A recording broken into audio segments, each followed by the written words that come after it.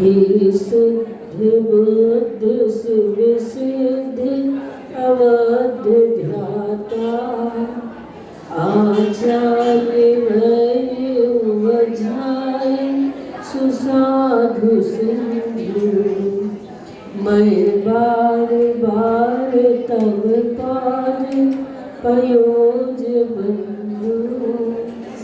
अहिंसा परम धर्म की, महावीर भगवान की, संत शिरोमणि आचार्य देवर श्री विद्यासागर जी महाराज की, 3 करोड़ वाले राजा की,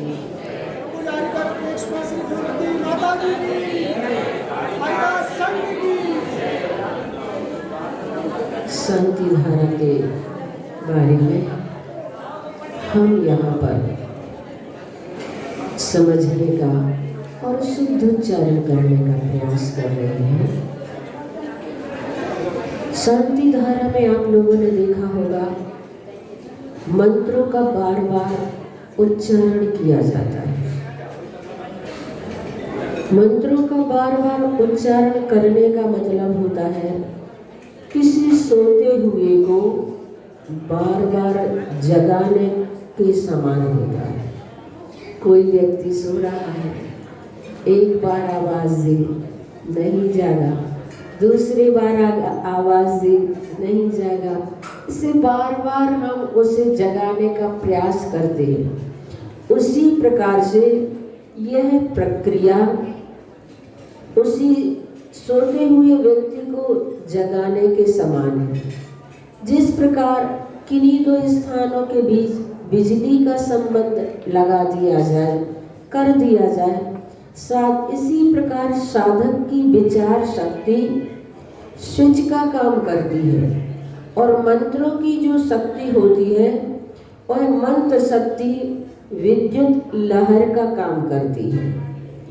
मंत्र जब सिद्ध हो जाता है तब आत्मिक शक्ति से आकृष्ट देवता मांत्रिक के समक्ष अपना आत्मसमर्पण कर देता है।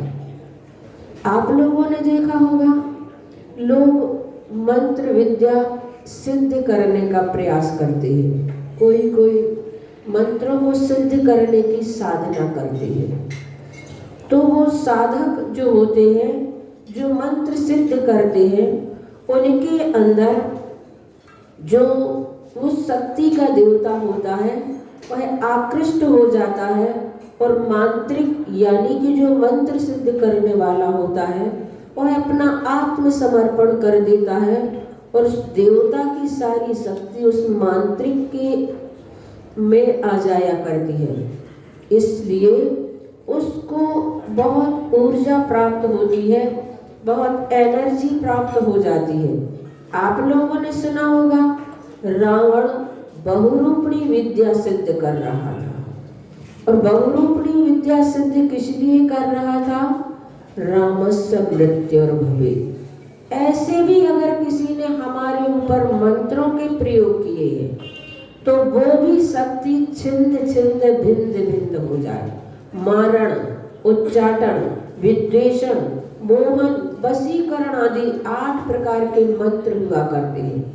अगर कोई शत्रु हमारे ऊपर इस प्रकार की भी मंत्र विद्या का प्रयोग करता है तो वह छिंद छिंद भिंद भिंद हो जाए। मंत्र शास्त्र में इसी कारण से मंत्रों के भेद जो बताए गए हैं ये प्रधान है: स्तंभन, मोहन, उच्चारण, वशी आकर्षण, जिम्रण, विद्वेषण, मारण और शांतिक पौष्टिक। ये इस प्रकार के मंत्र होते हैं और इनको बताया गया है कि इसमें साधक किस प्रकार के भाव रखता है, किस प्रकार से वह मंत्रों के माध्यम से सामने वाले के प्रति विद्वेष भाव को रखता है। मारण का मतलब होता है किसी के प्राणघात संबंधी उन मंत्रों की ध्वनियों का सन्निवेश करके उस व्यक्ति तक पहुंचाते हैं। ऐसी शक्ति जैसे रावण बैठा था बहुरूपणी विद्या सिद्ध करने के लिए, पर फिर भी उस शक्ति का प्रभाव उन पर नहीं पड़ पाया। विशेष पुण्य आत्मा जो होते हैं उनके पास यह विशेष विशेष तपस्या जिनके पास होती है, उनके पास भी शक्तियाँ फटक नहीं पाती है, वो शक्तियाँ पहुँच नहीं पाती हैं। तो इसीलिए यहाँ पर ऐसी भी हमारे लिए अगर किसी ने शक्ति का प्रयोग किया हो तो वह छिंद छिंद भिंद भिंद हो जाए। उच्चारण का मतलब होता है जिन ध्वनियों के सन्निवेश के घर्षण द्वारा किसी का मन अस्थिर हो जाए।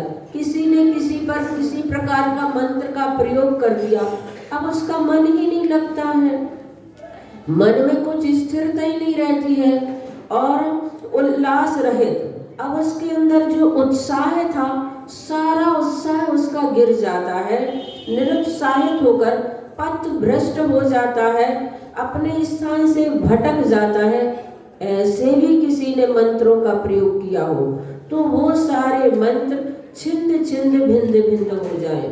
और विद्वेषण मंत्र जिन ध्वनियों के द्वारा वैज्ञानिक सन्निवेश घर्षण द्वारा कुटुंब इनका मिट जाए, इनका वंश ही समाप्त हो जाए, ऐसे मंत्रों का भी अगर किसी ने प्रयोग किया हो, कुटुंब, जाति, देश, समाज, राष्ट्र आदि में परस्पर कलह और वैमनस्य क्रांति मच जाए, ऐसे मंत्रों का अगर उन ध्वनियों के सन्निवेश द्वारा जो प्रयोग किए जाते हैं मंत्रों के, वे विद्वेषण मंत्र कहलाते हैं। उन मंत्रों का भी छिंद छिंद भिंद भिंद हो जाए। मोहन वो कहलाते हैं जिन ध्वनियों के द्वारा वैज्ञानिक सन्निवेश के संघर्षण द्वारा किसी को मोहन कर लिया जाता है, यानी उसे मोहित कर लिया जाता है। फिर उसके लिए उस मंत्र में कुछ वस्तु को खिला करके उस व्यक्ति को ऐसा बना लिया जाता है कि वह सब कुछ समर्पण कर देता है। वशीकरण मंत्र होता है। वशीकरण मंत्र जिन ध्वनियों सम्मिश्रण के द्वारा इच्छित वस्तु व्यक्ति साधक के पास आ जाए और किसी विपरीत मन भी साधक के अनुकूल स्वीकार कर ले। इसीलिए आप लोगों ने देखा हो, कभी सुना होगा, किसी ने अपना सारा सोना दे दिया, जितने जेवर थे सारे के सारे अपने जेवर दे दिए। उसके लिए थोड़ा सा भी अपनी बातों के माध्यम से कुछ ऐसे मंत्र उनके पास होते हैं जिनके माध्यम से वो व्यक्ति सब कुछ भूल जाते हैं और अपना पूरा समर्पण कर लेते हैं। वशीकरण यानी कि उस व्यक्ति को फिर बुलाने की जरूरत नहीं होती है, वो स्वयं उसके बस में हो जाता है, सीधा वहीं पहुंचता है। तो ऐसे वशीकरण मंत्र आदि के प्रयोग अगर किसी ने किए हैं तो वे सारे उसके मंत्र छिंद छिंद भिंद भिंद हो जाए। और आदि जिमरण जिन ध्वनियों से वैज्ञानिक संघर्षण के द्वारा शत्रु, भूत, प्रेत, व्यंतर साधक की साधना से भयग्रस्त हो जाते हैं, कांपने लग जाते हैं, अपने आप उनको लगने लगते जैसे हमारे सामने कोई खड़ा है, जैसे हमसे कोई कुछ कह रहा है, जैसे हमारे घर में आकर हमें परेशान कर रहा है। ऐसे जिनके लिए कोई बाहरी बाधाओं के किसी ने मंत्रों के माध्यम से प्रयोग किए हैं तो वो सारे के सारे उनके मंत्र छिंद छिंद भिंद भिंद हो जाए, नष्ट हो जाए। और ओम ह्रीम अस्मभ्यम, अस्मभ्यम का मतलब होता है हम सबके लिए चक्र विक्रम सप्त तेजो बल शौर्य वीर्य शांति पूरा पूरा, यानी कि चक्र का मतलब होता है सेना, विक्रम का मतलब होता है वीरता, सत्व का मतलब होता है सत्ता, तेज, बल, वीर्य, इनकी शांति की पूर्ति हो, पूरा यानी ये पूर्ण हो। हे परमात्मा, हमारे देश पर जो आक्रमण कर दिए हैं पर शत्रुओं ने, चक्रमण यानी कि अपनी सेना आदि के माध्यम से हमारे यहाँ को विध्वंस करने लग रहे हैं, वीरता हमारे अंदर की शक्ति को छीण कर दिया है, ऐसा अगर किसी ने किया है तो वो सारी शक्तियाँ समाप्त होकर वीरता आदि को प्रदान करो, पूर्ण करो। और सर्व जीवानंदना, सभी जीवों को आनंद करो। आप लोग कुरु बोलते हैं, कुरु का मतलब होता है ऐसा करो, सबको आनंद करो। और जनानंदनम, आप लोग सभी मिलकर के जब कुरु कुरु बोलते हैं तो वो दुनिया पूरे में फैलती है और उनके प्रभाव होते हैं। इसलिए जितने लोग समर्थन करते हैं इन सद्भावनाओं की, उसके प्रभाव हमें देखने के लिए मिलते हैं। इसलिए जितने शांति धारा देखने वाले होते हैं सारे लोग सद्भावनाओं से भर करके कहते हैं कि हे परमात्मा जनानंदनम, सभी मनुष्यों को आनंद कुरु कुरु, आनंदम कुरु कुरु यानी करो करो, भव्यानंदनम, सभी भव्यों का आनंदित करो, सभी भव्यों को आनंदित करो। गोकुलानंदनम यानी सभी राजाओं को आनंदित करो।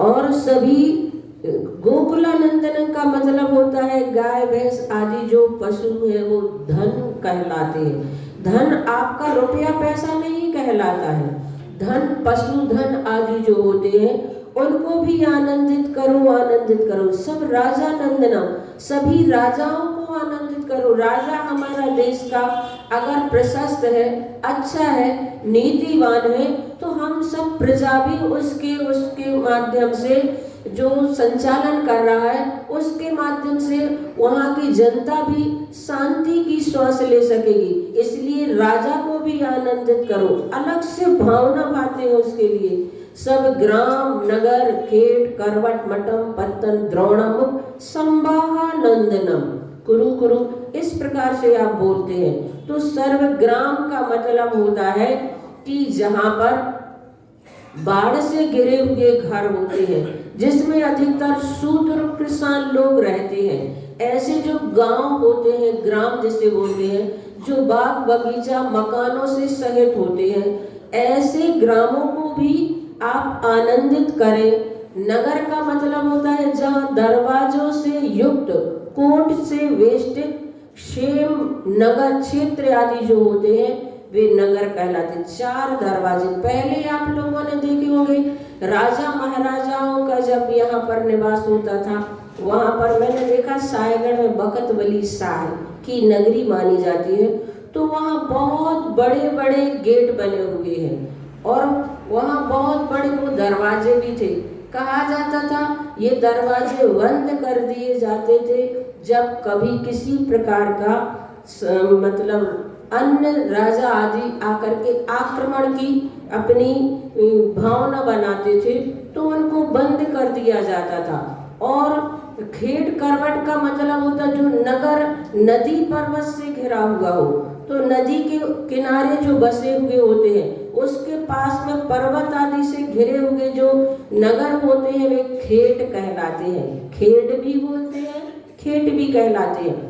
करवट भी आता है। शांति धारा आप जब पढ़ते हैं तो 3 प्रकार के पाठांतर मिलते हैं। करवट भी मिलता है, करवट भी मिलता है और खरवट भी मिलता है। ये गलत नहीं माने जाएंगे, पाठांतर है। अगर कोई करवट बोलता है तो गलत नहीं है, करवट बोलता है तो भी गलत नहीं है, खरवट भी गलत नहीं है। इस करवट का मतलब होता है जो केवल पर्वत से घिरा हुआ हो, वह करवट में 200 ग्राम उससे जुड़े हुए होते हैं, वो करवट कहलाते हैं। ऐसे क्षेत्र में भी आनंदित वहाँ के लोग रहें। और मटम का मतलब होता है जो 500 ग्रामों से घिरा हुआ हो, 500 छोटे छोटे गांव उसके अधीन हो। पत्तन का मतलब होता है जो पूर्व भेद यानी कि समुद्र के किनारे जो गांव बसे होते हैं जहाँ के लोग नाव से उतरते हैं वो कहलाता है पत्तन। द्रोणामुख का मतलब होता है जो किसी नदी के किनारे बसा हो जिसमें 400 गांव उस नगर से जुड़े हुए हों। और संवाहन का मतलब होता है समुद्र की बेला से वेष्टित, संवाहन कहलाता है। और इस प्रकार से यहाँ पर कहा जा रहा है कि आदि प्रभु ने इंद्र को विदेहादिक के समान भरत क्षेत्र के देशों की रचना का आदेश दिया था।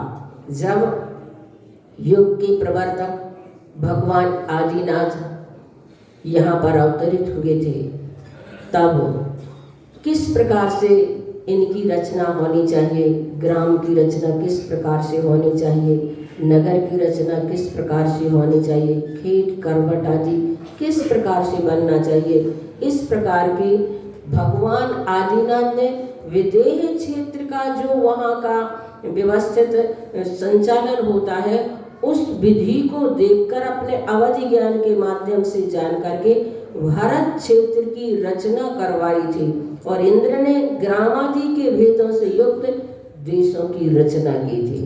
कुबेर को आज्ञा दी होगी सौधर्मेंद्र ने, फिर कुबेर ने इस प्रकार से इसकी रचना कराई होगी।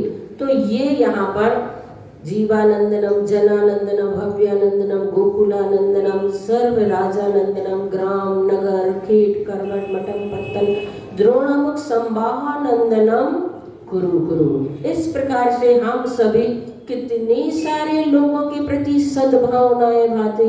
एक प्रकार से ये रैकी मानी जाती है। रैकी का मतलब क्या होता है? रैकी में हम सद्भावना ही तो देते हैं, ये भी सद्भावना है। और इस प्रकार की सद्भावना जब हम शांति धारा के माध्यम से इतने सारे लोगों के मुख से ये सद्भावनाएं निकलती हैं तो वह जरूर हमारे लिए फलवती होती है। यद सुखम, ये फिर यहाँ पर जो छंद बोलते हैं, यद सुखम त्रिषु लोकेषु व्याधि व्यसन वर्जितम, अव्यय 6 में मारोग्यम स्वस्ति रस्तु विधीयते। इसका उच्चारण करेंगे पहले आप लोग। यद सुखम त्रिषु लोकेषु व्याधि व्यसन वर्जितम, व्याधि व्यसन वर्जितम। हाँ, व्यसन नहीं बोलना, व्यसन। अभयम क्षेम आरोग्यम स्वस्ति रस्तु विधीयते। सभी लोग एक साथ उच्चारण करें।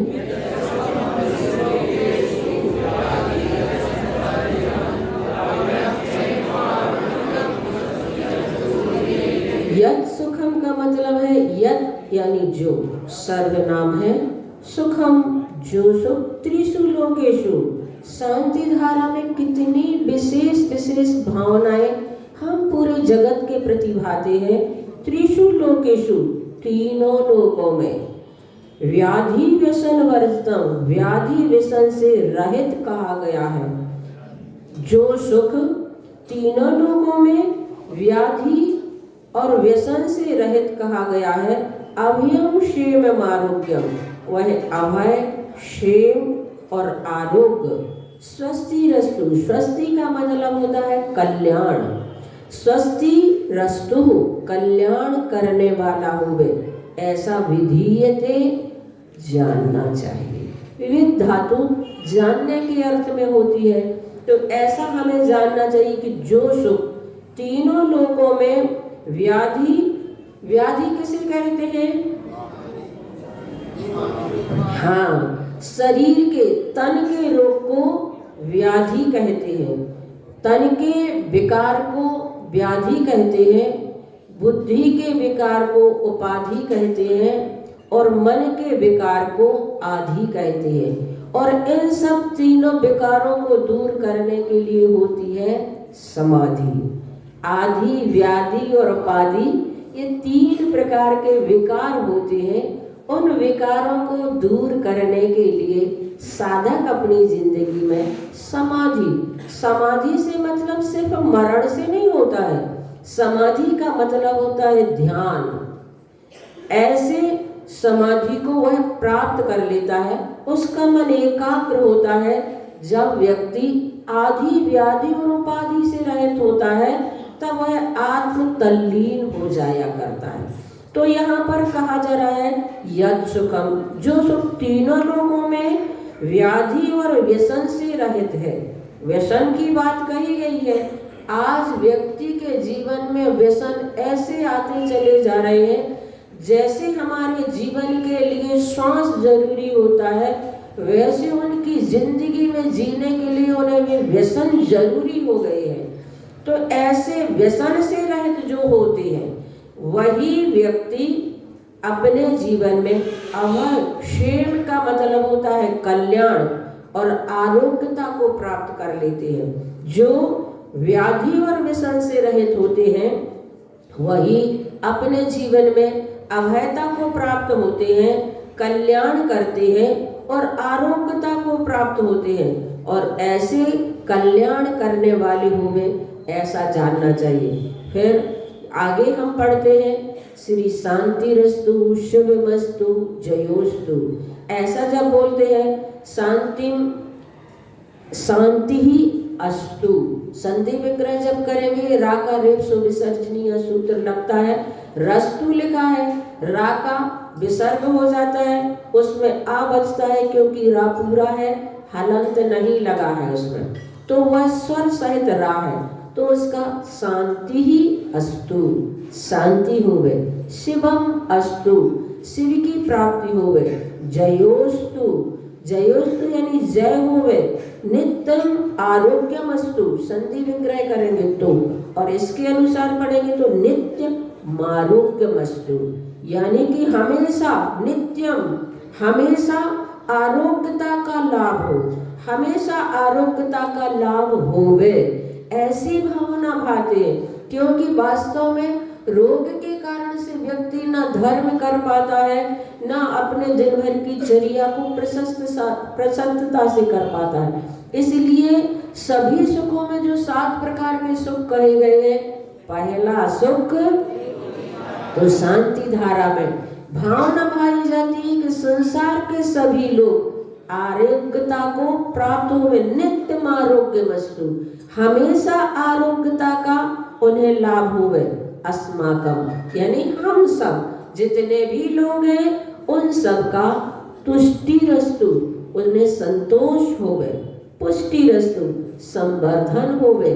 समृद्धि रस्तु, समृद्धि होवे यानी समीचीन वृद्धि होवे, समीचीन चीजों की वृद्धि होवे। और कल्याण मस्तु, कल्याण हुए। सुख मस्तु, सुख होवे। बार बार क्यों प्रयोग किया जाता है, मैंने अभी आप लोगों को बताया। बार बार का मतलब होता है सोते हुए व्यक्ति को जैसे जगाया जाता है उसी प्रकार मंत्र में हम बार बार इन शब्दों का प्रयोग करते हैं, तो उस प्रकार की भावना बनती है और एक प्रकार से भावना योग जैसा होता है, उससे फिर हमें उस प्रकार का लाभ भी होता है। और इसीलिए 12 भावनाओं को मोर मोर चिंतनम अनुपेक्षा, बार बार भाई जाती है 12 भावना, एक बार नहीं, तीनों संधि काल में सामयिक करने से पहले साधक अगर 12 भावनाओं को भा करके सामयिक करता है तो उसके मन की प्रशस्तता कुछ अलग ही होती है। उसी प्रकार यहाँ पर उन शब्दों का बार बार इसलिए प्रयोग किया जाता है ताकि कभी ना कभी तो हमारा उपयोग उस पर पहुँचे, भाव पूर्वक हम वहाँ पहुँचे कि हाँ हम इस प्रकार की भावना भा रहे हैं। एक दो बार हमारा उस उपयोग इधर उधर चला भी जाता है तो किसी एक शब्द में हमारा उपयोग अगर वहां पहुंच गया है तो उपयोग पूर्वक भाव पूर्वक की गई वो धारा हमारे लिए फलवती होती है। इसलिए सुखम वस्तु फिर से प्रयोग किया गया, सुख हो गए। अभिवृद्धि रस्तु, अभिवृद्धि रस्तु ने हर प्रकार से चारों तरफ से वृद्धि को प्राप्त हो गए। और दीर्घ आयु रस्तु, दीर्घ आयु हो गए। दीर्घ आयु से क्या मतलब लिया गया है, हाँ लंबी आयु, लेकिन सम्यक दृष्टि जो होते हैं अल्प आयु वाले नहीं होते हैं। सम्यक दृष्टि जो होते हैं दुष्कुल विकृताल पायोर ये प्राप्त नहीं करते। दुष्कुल यानी खोटे कुल में जन्म नहीं होते, विकृत अंग वाले नहीं होते, हीन अंग वाले नहीं होते, अल्प आयु वाले नहीं होते।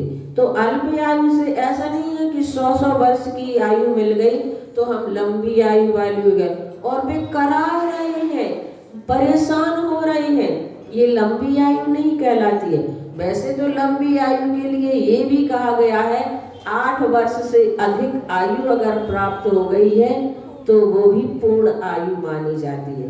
क्यों मानी जाती है, क्योंकि 8 वर्ष की आयु वाला ही सम्यक दर्शन को प्राप्त कर सकता है, न केवल सम्यक दर्शन को प्राप्त कर पाता है अपितु 8 वर्ष के हमारे जैन दर्शन में उस बालक को कहा गया है कि वह मुनि व्रत भी अंगीकार कर सकता है।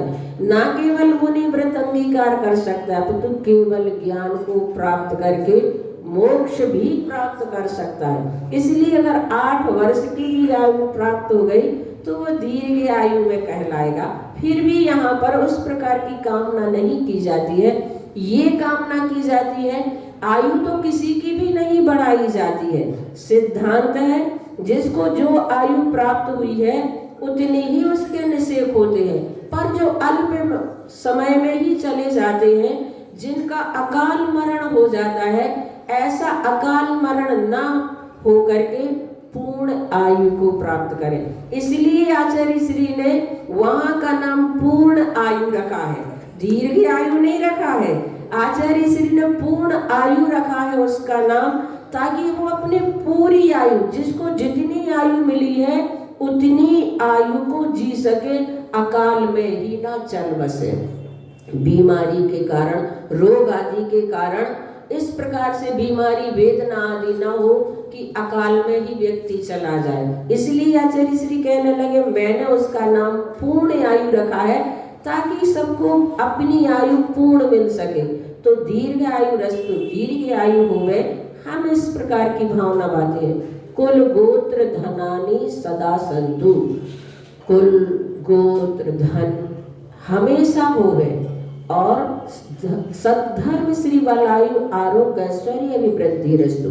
सद्धर्म विशेषण दिया गया है, धर्म के लिए नहीं कहा गया है। सद्धर्म, सद्धर्म का मतलब होता है समीचीन धर्म, यथार्थ धर्म, वास्तविक धर्म, ऐसा धर्म जो हमारे आत्महित में कारण बने, ऐसा धर्म जो हमारे कल्याण में कारण बने।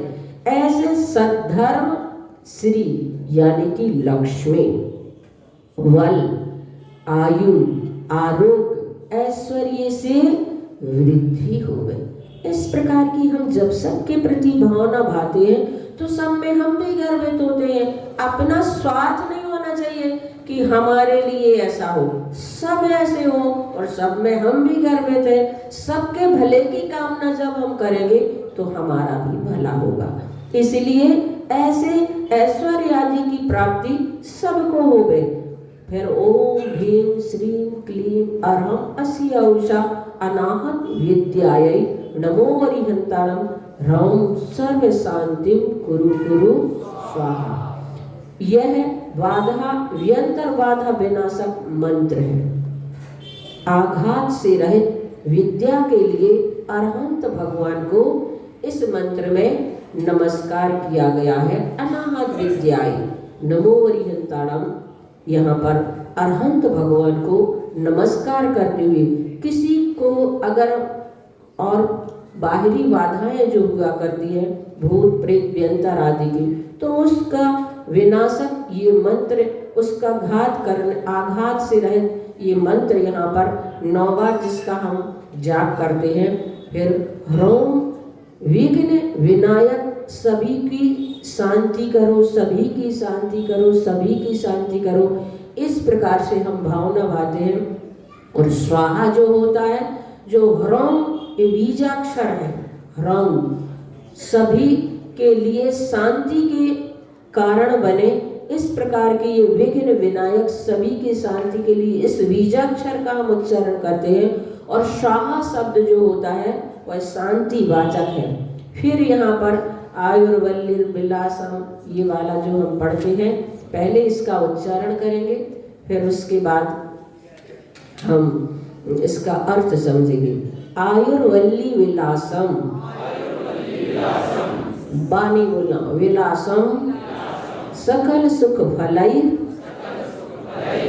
दार द्राग यत्वास स्वनल्पम। आयुर्वल्ली विलासम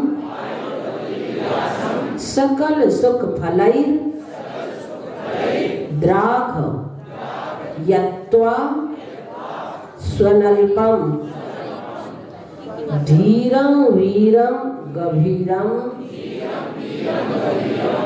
निरुपम मुप नयत्वात् नयत्वा तनोत्वच्छ कीर्तिम, तनोत्वच्छ कीर्तिम। हाँ, तनो फिर त्वच आधा चा, पूरा चा नहीं बना, त्वच नहीं बोलना, त्वच्छ कीर्तिम, त्वच्छ कीर्तिम। सिद्धिम रिद्धिम समृद्धिम प्रथयतु तरणहि तरणिहि स्फुर दुच्चहि प्रतापम कांतिम शांतिम समाधिम वितरतु जगता मुत्तमा शांति धारा। हाँ, सभी लोग एक साथ उच्चारण करें।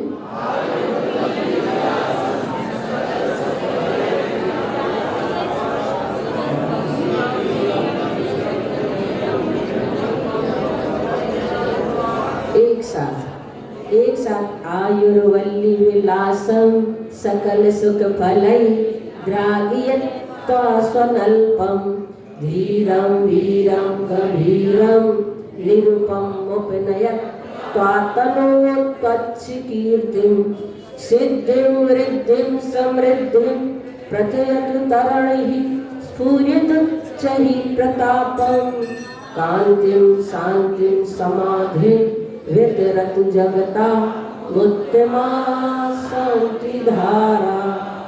इस प्रकार इसका उच्चारण किया जाता है। सिद्धा छंद है ये। आयुर्वल्ली विलासम मतलब आयु रूपी वल्ली यानी कि लता, आयु की लता का विलासम यानी आनंद हो। आयु रूपी लता पर हमारा जीवन ठहरा हुआ है।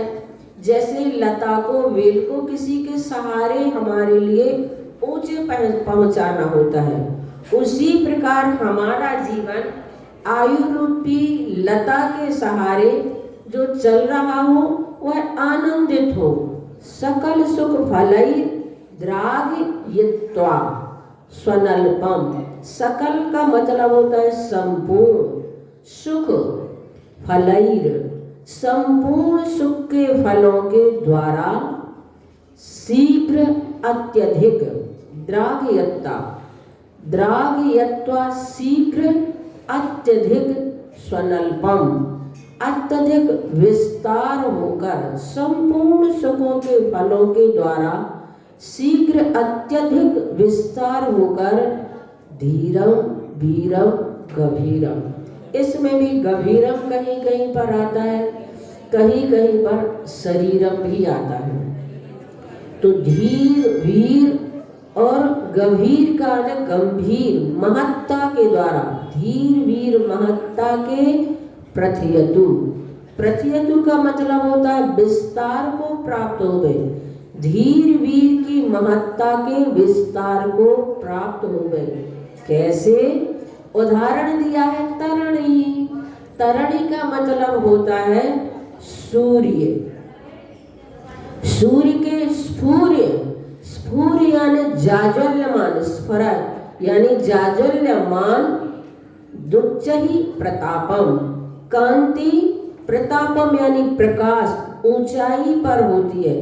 जैसे सूर्य जब जाज्वल्यमान होता है, उसका तेज प्रताप जब होता है, कब होता है? जब निकलता है कि डूबता है? जब, दोनों ही में नहीं, जब बीच में पहुंचता है, ठीक बीच में पहुंचता है, तब वह प्रताप वाला होता है। जब ऊंचाई पर पहुंचता है, ढलते समय नहीं, निकलते समय नहीं, जब सूर्य की जाज्वल्यमान कांति प्रकाश ऊंचाई पर होती है, वैसी जगतम उत्तमा शांति धारा, वैसी जगत में उत्तम शांति, ऐसे हमारी जिंदगी में और सारे लोगों की जिंदगी में ऐसी शांति प्राप्त हो, उत्तम शांति, जगताम उत्तमा यानी जगत में उत्तम शांति, सिद्धिम वृद्धिम समृद्धिम शांतिम समाधि, सिद्धि वृद्धि समृद्धि कांति शांति समाधि वितरतु विखर जाए, यानी कि इनका विस्तार हो जावे। कौन कौन सी चीजों का? सिद्धि का, वृद्धि का, समृद्धि का, कांति, शांति और समाधि, ये सारे में विस्तार को प्राप्त हो, सारे लोग इनका अनुभव करें। फिर भगवान जिनेन्द्र, भगवान जिनेन्द्र संपूज का नाम, सम्यक प्रकार से पूजा करने वालों को, प्रतिपाल का नाम, धर्मायतनों की रक्षा करने वालों को। आयतन कितने होते हैं? 6। कौन कौन से? देव, शास्त्र, गुरु और 3 उनके समर्थन करने वाले अनुयायी जो होते हैं।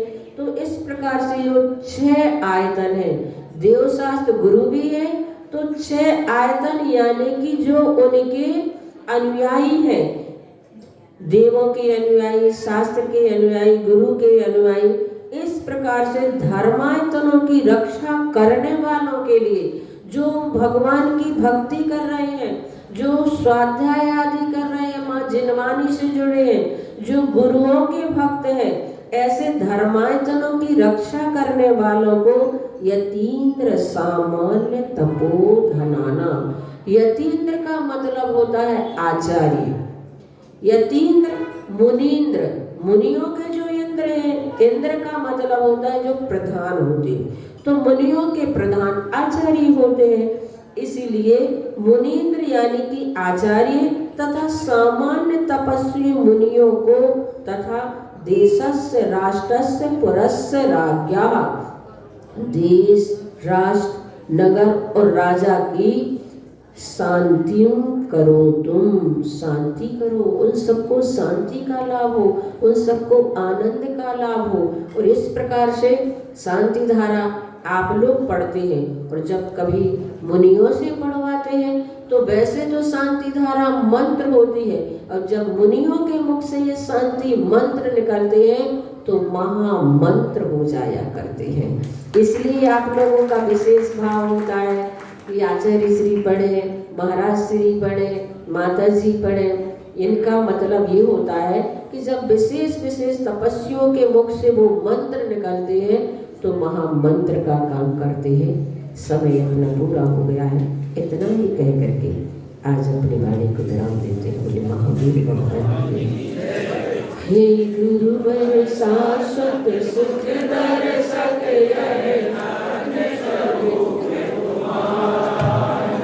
जग